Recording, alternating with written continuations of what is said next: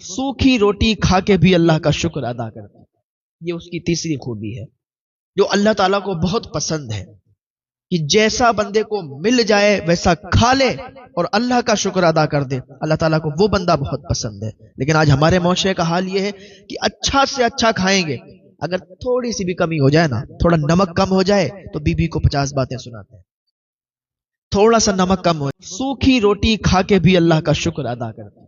ये उसकी तीसरी खूबी है जो अल्लाह ताला को बहुत पसंद है कि जैसा बंदे को मिल जाए वैसा खा ले और अल्लाह का शुक्र अदा कर दे। अल्लाह ताला को वो बंदा बहुत पसंद है। लेकिन आज हमारे मुआशरे का हाल ये है कि अच्छा से अच्छा खाएंगे, अगर थोड़ी सी भी कमी हो जाए ना, थोड़ा नमक कम हो जाए तो बीबी को 50 बातें सुनाते हैं। थोड़ा सा नमक कम हो जाए, थोड़ा सा मिर्च कम हो जाए या थोड़ी सी मिर्च ज्यादा हो जाए खाने में तो बीबी को 50 बातें सुनाते हैं, घर वालों को 50 बातें सुनाते हैं।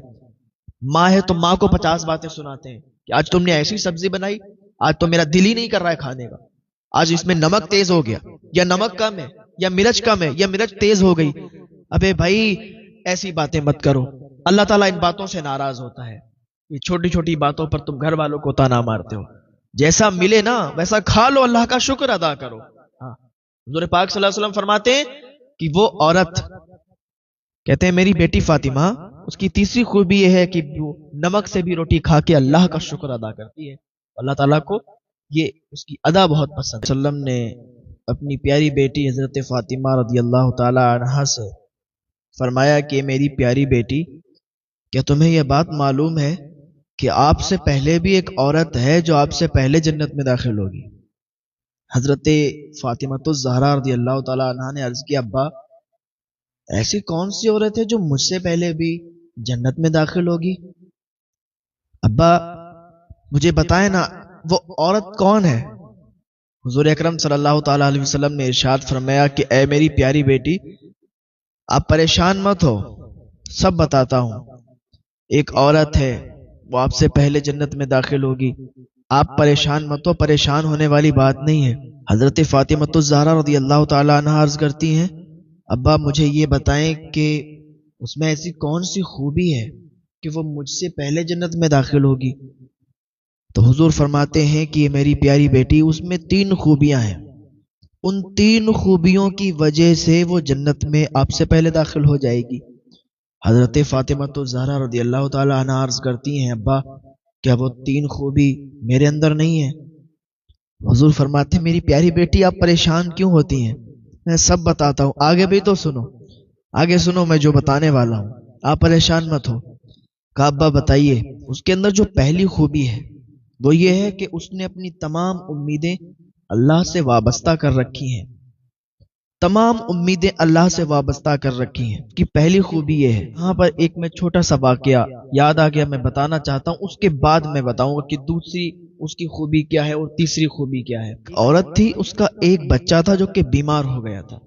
वो रोज़े रसूल सल्लल्लाहु ताला अलैहि वसल्लम के सामने हाजिर थी और दुआ कर रही थी कि मेरे बच्चे को शिफा मिल जाए, मेरा बच्चा ठीक हो जाए, मैं अपने बच्चे से बड़ा प्यार करती हूँ, अगर मेरा बच्चा मर गया तो मैं भी मर जाऊंगी, मैं अपने बच्चे के बगैर जिंदा नहीं रह सकती।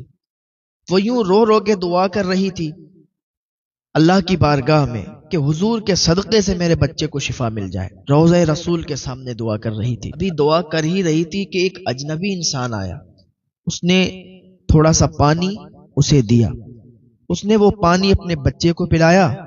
जैसे ही बच्चे ने पानी पिया उसे शिफा मिल गई, वो ठीक हो गया।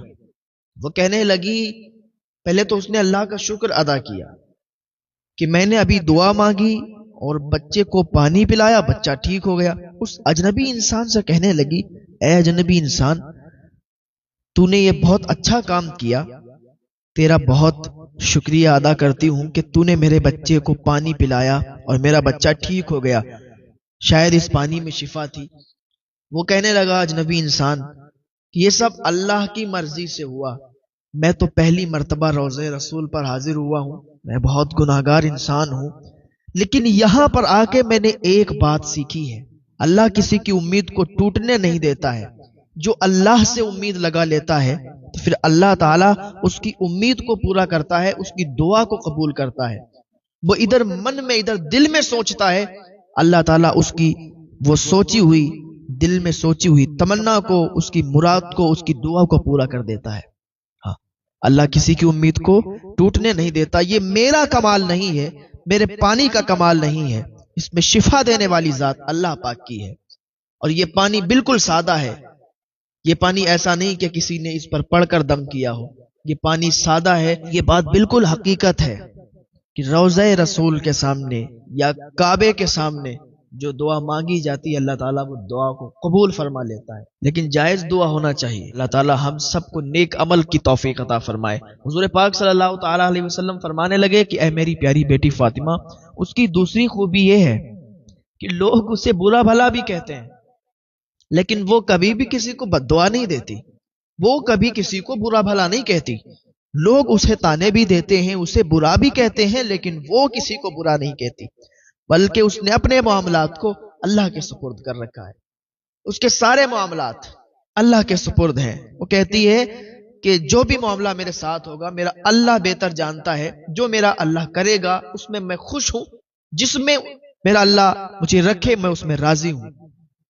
اگر لوگ مجھے برا بھلا کہتے ہیں، لوگ مجھے برا کہتے ہیں، مجھے گالیاں دیتے ہیں، مجھے تانے مارتے ہیں، تو میں ان کو تانے نہیں ماروں گی، ان کو برا بھلا نہیں کہوں گی، انہیں گالیاں نہیں دوں گی، بلکہ میں نے اللہ پر چھوڑ رکھا ہے، میرا اللہ ان سے بدلہ لے گا۔ یہ دوسری اس کی خوبی ہے۔ تو یہاں پر میں چھوٹا سا اور ایک واقعہ عرض کرنا چاہتا ہوں کہ ایک دن ایک بستی میں سارے لوگ سوئے ہوئے تھے، رات کا سناٹا تھا، اندھیرا کافی تھا، رات آدھی گزر چکی تھی۔ تو اتنے میں ایک شخص کے چیخنے کی آواز آئی، رونے کی آواز آئی، سسکیاں بھر کے کوئی رو رہا تھا۔ گاؤں کے لوگ ایک دم اچانک سے اٹھ گئے۔ جب اچانک سے اٹھے تو دیکھا کہ کہاں پر یہ آواز آ رہی ہے، تو وہ آواز جب سنا، غور کیا تو وہ مسجد تھی جو ان کے محلے میں، ان کے گاؤں میں، وہاں سے آواز آ رہی تھی۔ جب سارے لوگ گاؤں کے مسجد کے قریب پہنچے، مسجد کے پاس پہنچنے کے بعد دیکھا کہ ایک بوڑھا شخص ہے جو سسکیاں بھر کے رو رہا ہے، اور اس کے ہاتھ میں ایک چاقو ہے۔ گاؤں کے لوگوں نے معلوم کیا کہ بھائی تم کون ہو، اتنی رات میں آ کے یہاں مسجد کے اندر سسکیاں لے لے کے رو رہے ہو، گاؤں والوں کی نیندیں خراب کر رہے ہو، اگر تمہیں رونا ہے تو جنگل میں نکل جاؤ، گاؤں سے باہر چلے جاؤ، لیکن آپ مسجد کے اندر رو رہے ہو، کیا معاملہ ہے بھائی، آپ اتنی رات میں آ کے مسجد میں رو رہے؟ اس نے کہا میں تو بہت بڑا گناہگار انسان ہوں، مجھ سے رہا نہیں گیا تو میں اس مسجد میں آیا۔ کہا کیا معاملہ ہے؟ کہا معاملہ کچھ ایسا ہے کہ 20 سال پہلے میں نے اسی مسجد کے امام کو قتل کیا تھا، 20 سال پہلے میں نے اس مسجد کے امام صاحب کو قتل کیا تھا، مجھے راتوں میں نیند نہیں آتی ہے، میں نے لوگوں سے تو چھپا لیا لیکن اللہ سے کیسے چھپاؤں گا؟ اللہ تعالیٰ اپنے حق تو معاف کرتا ہے، حقوق اللہ تو معاف ہو سکتے ہیں، اللہ معاف کر سکتا ہے اپنے، لیکن بندوں کے حق نہیں معاف کرتا۔ بندوں کے حق ایسے معاف نہیں ہوتے جب تک بندہ خود ہی اس کو معاف نہ کرے، اللہ بھی اسے معاف نہیں کرتا ہے۔ حقوق اللہ معاف ہو سکتے ہیں، حقوق العبد معاف نہیں ہوتے۔ تو میرے دل میں ایک بات ستاتی تھی کہ میں نے اپنے گاؤں کے، اپنے مسجد کے امام صاحب کو قتل کیا، لوگوں کو خبر نہیں لیکن اللہ سب جانتا ہے۔ اگر میں لوگوں سے جا کے معافی طلب کر لوں، ہو سکتا ہے اللہ معاف کر دے، اگر میں ان امام صاحب کے بچوں سے جا کے، ان کے گھر والوں سے جا کے معافی طلب کر لوں، ہو سکتا ہے اللہ تعالیٰ معاف کر دے۔ تو میں اسی لیے آیا ہوں، مجھے راتوں میں نیندیں نہیں آتی ہیں، میں نے لاکھ کوشش کی چھپانے کی آپ لوگوں سے، لیکن چھپا نہیں سکا، اسی لیے آپ لوگوں کے سامنے آیا ہوں، ہمیں معاف کر دیں۔ 20 سال پہلے ہم نے اپنے امام صاحب کو قتل کر دیا تھا، ایک بات کو لے کر چھوٹی سی، آج مجھے بہت پچھتاوا ہو رہا ہے، اور میں اپنی ساری زمین، اپنی ساری پراپرٹی کو امام صاحب کے بچوں کے نام کر دیتا ہوں، تاکہ ان کے بچوں کی بھی زندگی صحیح سے گزر جائے، کیونکہ ان پر اب ان کے باپ کا سایہ نہیں ہے نا۔ تو گاؤں والے بھی رو رہے تھے، یہ کیسا شخص ہے؟ واقعی یہ بات حقیقت ہے، انسان لوگوں سے چھپا سکتا ہے لیکن اللہ سے نہیں چھپا سکتا۔ تو گاؤں کے لوگوں نے کہا اگر تو اتنی ہی توبہ کر رہا ہے، معافی طلب کر رہا ہے، تو ہم لوگ تجھے معاف کرتے ہیں، اب ان کے بچوں سے بھی معافی مانگ لے۔ تو ان کے بچوں نے بھی کہا کہ ٹھیک ہے، اب ہمارے والد تو گزر گئے، اب اتنی معافی مانگ رہا ہے تو ہم تو تجھے معاف کرتے ہیں، تو اللہ کی بارگاہ میں توبہ کر لے، اللہ تعالیٰ بھی تجھے معاف فرما دے گا۔ بس یہ ہے کہ اپنے سارے معاملات کو اللہ کے سپرد کر دو. تو اس شخص نے بھی اپنے معاملے کو اللہ کے سپرد کر دیا اور لوگوں کے درمیان آ گیا کہ لوگوں کے سامنے اپنا جرم قبول کر لوں گا، اگر لوگ مجھے ماریں گے بھی تو مجھے قبول ہے، لیکن مجھے معاف کر دیں گے تو اللہ بھی مجھے معاف کر دے گا.